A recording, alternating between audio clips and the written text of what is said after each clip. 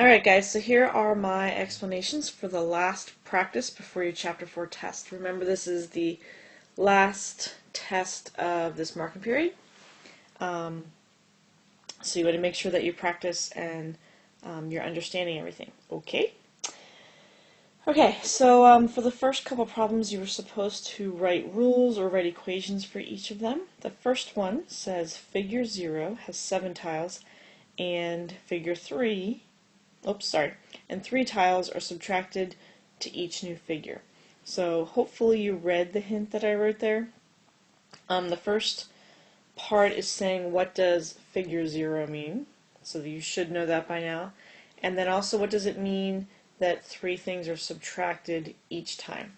So if you know what those two means, that means that 7 is B, 7 is where I begin, or that's the constant number, and then the subtracting 3 each time, that's going to be my growth rate. And since you're subtracting, it's going to be a negative. And so my rule is going to be y equals, don't forget that part, negative 3x, because it's subtracting 3 each time, and plus 7 because we're starting with 7. So that should be your answer for the first one. Okay, so number 2 says for the line below, what's the rule for this one? Well, the first thing that you should be looking at is where it's going to begin on the y-axis. Remember, the y's rise, so the y-axis is the up and down, and right there it crosses the y-axis at 4. So if I was going to write my equation, so far I know it's going to be something plus 4.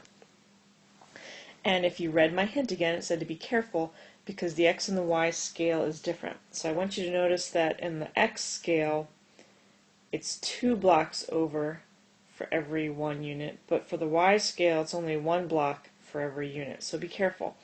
If I look at this at first, it looks like it's going down, or it's getting smaller 1 unit for every 1 unit over, but that's not true. Let me erase this here.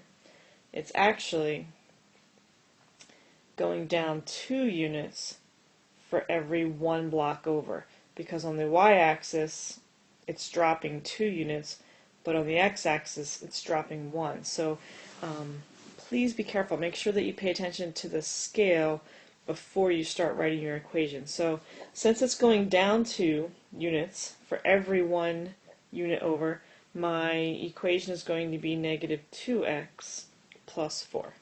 So my negative 2 over 1 is my growth rate, and I'm beginning at 4. Number 3, this time we have a table, and you have to find the rule. So lucky for you, in the table you're given the 0, so I know right away that my rule is going to be y equals something and then minus 2, because that's what the 0 is in the table. And then I notice that my x values go up by 1 unit, and then my y values are going up by 3 every unit. So that means that my growth rate is a positive 3, so that means it's just going to be y equals 3x minus 2. Okay, so I didn't give you any with pictures of tiles on it, but I know that you had some on your study guide that your teacher gave you. But I just want you to think about something. So if you're given pictures of figures with tiles, there's 2 ways that you could rearrange the data. So if you look above, we could take our tile numbers and we could rearrange it into a table, or we can make a graph. So from the table and from the graph, it should be easier for you guys to write the equation. And just so you know, the figure number are the x values, and the number of tiles are the y values. So if I was going to make a table, my x value is my figure number, and my y value is the number of tiles. Okay? Alright, so if you're given a table or you're given a graph and you're not sure how to start, make a table, and then you should be able to figure it out. Okay, let's go on to the next part. Question 5 just says to solve and check.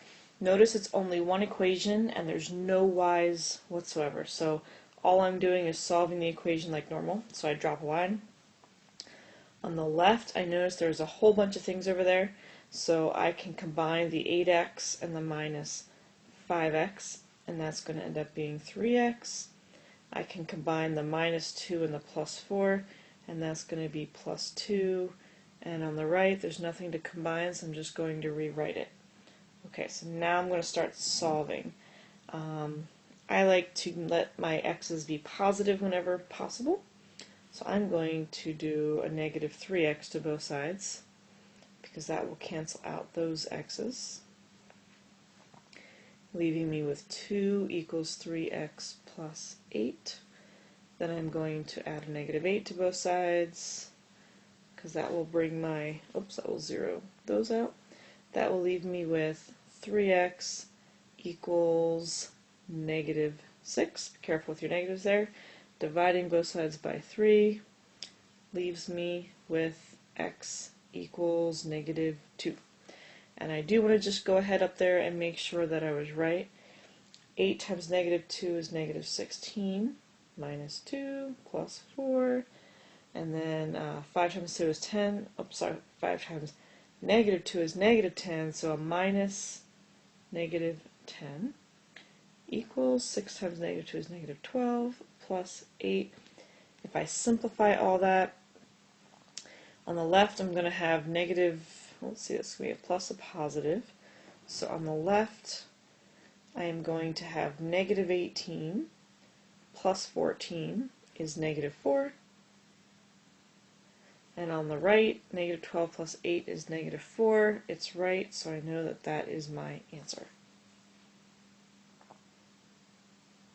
And again, there's no y's, there's no two equations, so this is the only answer that we have to have. Last for the word problem. Alright, so Mrs. Pierce's daughter, Morgan, started off with $23, and she makes $9 per week giving piano lessons. Her friend Christina, that would be Morgan's friend, not Mrs. Pierce's friend, charges $7 per week, and she started off with $87. So the first thing you need to do is write a rule and define your variables. The x values, well, if I notice here, it's going to say per week. So it's the per week that we're talking about here. So my x values are the number of weeks. And then we're talking about money and how much money they're going to have. So the y represents how much money they have at any particular time. Morgan's equation, well, it is $9 per week. So the $9 is my growth rate. So it's going to be 9 times the number of weeks plus the $23 that she had to start with. Christina's equation, she's making $7 per week, so that would be 7 times x, plus she had, oops, my plus is weird there, $87. So there's my two equations. Make sure you have the y equals, because I know some of you got points taken off for that on your quiz. Alright, so now we're going to use the equal values method to determine how many weeks it would take before that they both had the same amount of money. Alright, equal values method. So in Morgan's equation, the 9x plus 23 was equal to y. And then in Christina's equation, the 7x plus 87 was equal to y. Well, since they're both equal to y, we can set them both equal to each other. And the whole purpose for us doing this is now I have an equation with just x's like I did in the previous problem, so you can solve it. So let's go to town here. So I'm going to subtract 7x from both sides. It's going to cancel those out, leaving me with 2x plus 23 equals 87. Now I'm going to subtract 23 from both sides.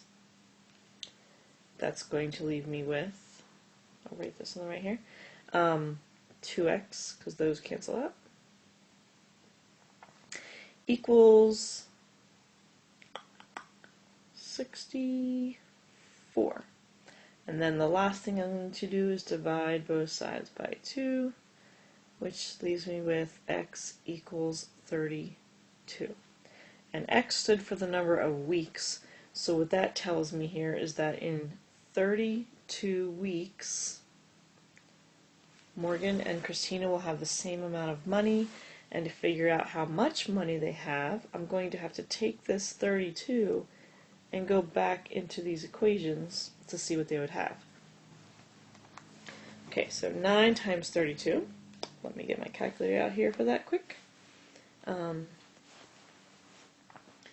So for Morgan, 9 times 32 weeks, plus the $23 that she had to start with, Morgan would have $311. And just to make sure that we're right, for Christina, $7 times 32 weeks, plus the $87 that she had to start with, is also $311. So how much money do they both have? They have $311. Alright, and then to graph it, these would be kind of hard. We could graph them using the slope or the growth rate and the y-intercept. However, if we're going to have to scale your graph so that it fits everything, our scales might not be by 1, so it'd be kind of hard. So let's make a table real quick. So for Morgan's equation, we're going to go up and use her 9x plus 23, and we're just going to plug in those 5 values. So at 0 weeks, Morgan is going to make $23. At 10 weeks, Morgan would have 90 plus 23. She would have $113. At 20 weeks, so that would be 20 times 9 plus 23. She would have $203. At 30 weeks, 30 times 9 plus 23 is $293. And at 40 weeks, so 40 times 9 plus 23 is $383. Alright, let's do Christina's in purple. So Christina, I'm going to do 7 times 10 plus 87. Christina would have $157 then. I skipped 0 because I was already putting in my calculator. So at 0 weeks, Christina would have $87. 20 weeks, 20 times 7 plus 87, $227. 30 weeks, 30 times 7 plus 87 is $297.